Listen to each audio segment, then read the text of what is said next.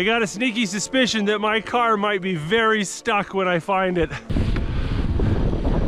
We've got absolutely no visibility.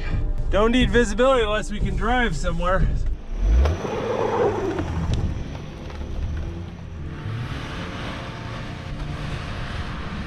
Hey, not bad. I got like 75 feet with that.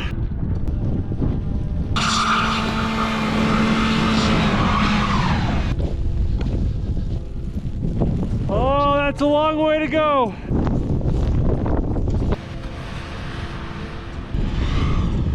I was giving it a bunch of throttle and it just popped on me and I kind of smelled this burning smell. And now only 2 of the wheels are spinning. I think I boogered up the all-wheel drive. Got a gentleman in a big 4x4 pickup who might be able to help get me out. All right, man, thank you. Yep. Hey, you too.